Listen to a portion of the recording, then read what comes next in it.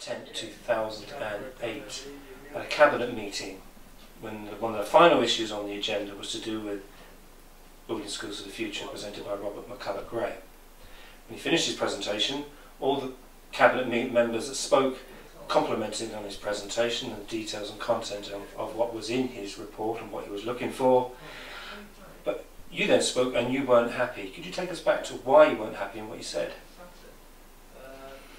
Yes, obviously you'll have to respect that, because of obviously some of the confidentiality that surrounds certain issues. I have to be very, very careful how I compile this forward for you.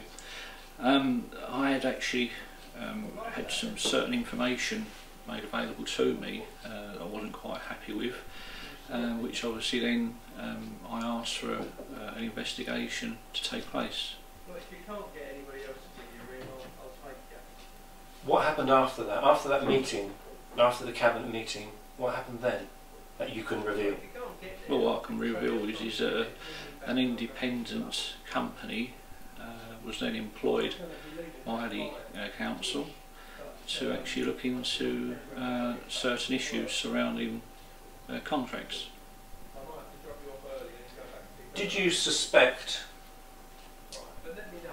that what you were looking at was criminality? No comment.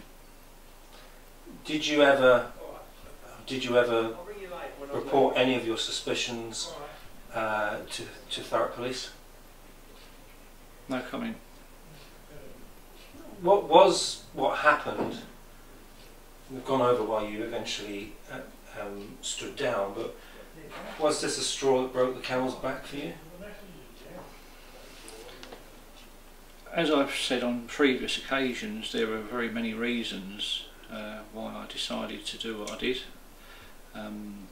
Obviously I had to make a decision for my long-term health, my family, who I love and care for very much. But above all, I feel it's right to represent the residents of Thurrock. I've obviously had very, very many vitriol comments from certain now opposition members, from numerous members of my former political association to have to come to terms with. But at the end of the day, I've got a conscience. I've been elected by the residents of Stamford Hope West, who then in turn I represented to the best of my ability and still do, and I feel I have a duty to represent those now and in future for the right reasons.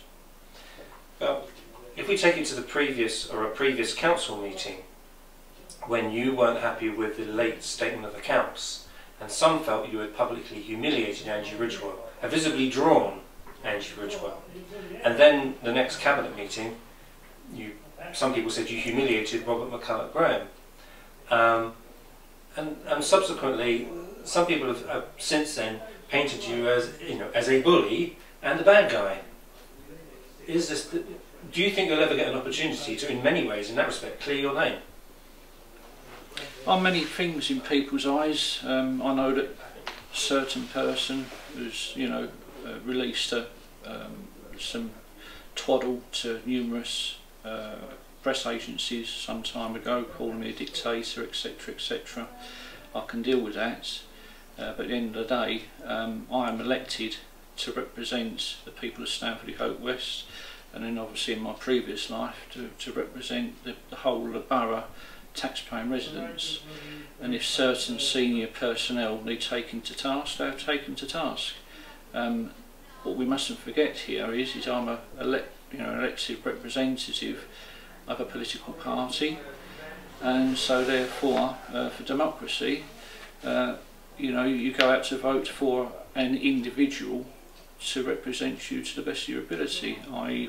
for setting policies, for ensuring that the residents of the borough gets value for money, and to see things are done openly and justly for everybody who pays council tax. And unfortunately, if certain political former colleagues and certain senior former members of an organisation feel that they want to call me a bully or a dictator, that's for them to do so. But unfortunately, I'll do what it takes to represent the people of this borough in the appropriate and correct manner.